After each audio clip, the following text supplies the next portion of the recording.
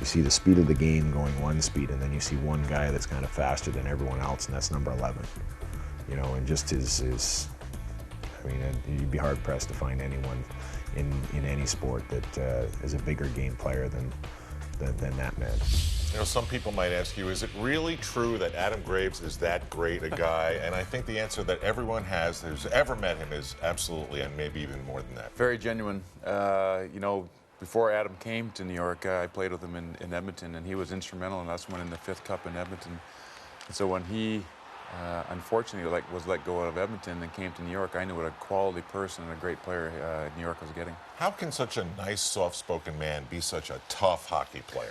You know, his father, a very respectful guy, and I think Adam, you know, really looked up to his dad. His dad had implemented great morals in Adam, and I think he lived the way his dad would have wanted him to.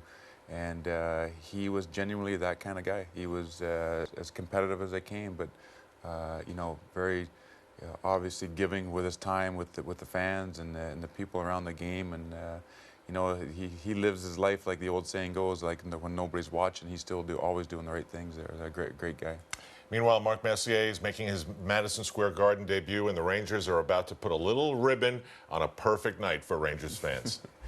And Nemchinov starts overtime as the left winger for Doug Waite. Nemchinov had played center ice through the first 2 games and half of this one, but he's seen some action on the left side. Look at this line to start. 3 first-year players, Waite, Amonte, and Nemchinov. Now, Bourque went off right away, Sam, and he'll wait till Messier's line comes on the ice before he returns. Oh, just missed by Waite as he was set up by Amonte. Carpenter. Drop pass offside. The drop pass was behind the blue line. Carpenter went in ahead of the play. See, the Bruins have to make their changes first. So Bourque started overtime. The Rangers countered with the Doug Waite line. So immediately Ray Bourque went off. And they replaced him with a different defenseman, Wesley. Now the Rangers make a change. What's happened here is Sweeney has gone off the ice.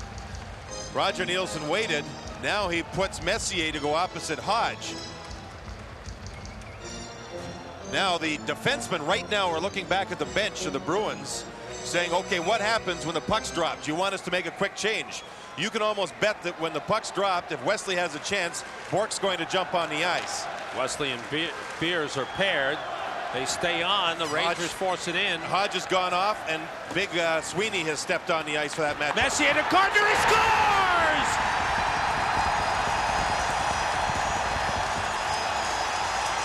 The Rangers win in overtime again.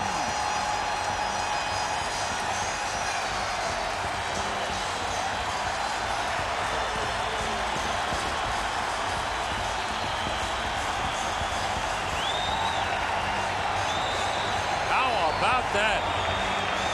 They're celebrating here in the Garden. Very few people left. I mean, overtime, and they're loving it. They're just standing and cheering. The Rangers at 31 seconds of overtime on a goal by Mike Gartner, his first of the year and 499th of his NHL career, have beaten the Bruins 2-1, and another solid win for John Van Beesbroek. Mark Messier assisting on both goals in the game. And the Rangers are now 2-1. Back-to-back 2-1 overtime wins. Gartner from Messier at 31 seconds. And you see the puck was put deep by the Rangers. And over there, the puck is kept alive by Mark Messier. He read the play before the puck could get moved around the boards and out of the zone. Here you see the puck backhanded around by Beers. Messier's waiting for it. Defense to offense quickly, and a snapping shot by Mike Gartner. Rangers win. What's it like playing with Messier? Well, it's great. Mark's such a great player, and he's got tremendous speed, and it seems to open up a lot of room for the guys that he's playing with. And I've been able to play with him the last couple of games. I played with him on different occasions in the Canada Cup a couple times in '84 and '87, a few All-Star games, and 14 years ago in the WHA with Cincinnati when he was 17 and I was 18, breaking into pro hockey. But Mark's a great player, and I just try and go where he's not. So Mark Messier with the big assist in his first game. So he's the #1 star of the game. No, he wasn't. So it was Mike Gartner who scored. No, he wasn't. It was John Van Beemsbroek. Anyway, it doesn't matter. No one was able to grasp the situation better than you. And as you look back on it, I don't know about you, but I think about Mike Gartner, not around when you won the Cup. Roger Nielsen, not around when you won the Cup. There were so many little pieces that had to be put in place to make that happen as you look back on it. Yeah, oftentimes that is the case when a team is on its way to a Stanley Cup.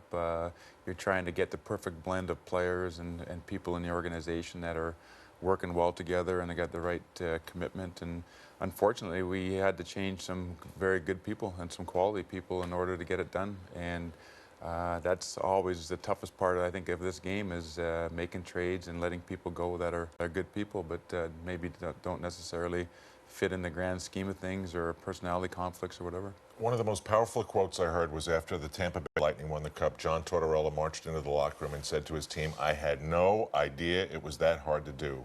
Winning the Cup in New York compared to Edmonton, was it harder here? Always hard. There's just so many challenges always in a run to the Cup. Obviously, the 82 games in the regular season, the 4 playoff series that you have to win, injuries, trying to get everybody on the same page, playing for the same reasons. But I think obviously New York brought in more challenge than normal because of the history, the original 6 team, the magnitude of the city, the press. And for every great thing that our team did that year, there was always something in another year that they maybe had done as well, and it always ended in failure. So we're forever being reminded of the failures that teams before us had ended up with. And that can work on your psyche if you let it, but we were a strong enough team and a veteran enough team to overcome it. Mark, thanks for the memories. Thanks very much. And our special thanks too to Mike Richter. Thanks for joining us in the vault. Definitely 1991-92, it was the year of the birth of a champion for the New York Rangers. I'm Al Troutwig. We'll see you again soon here in the vault.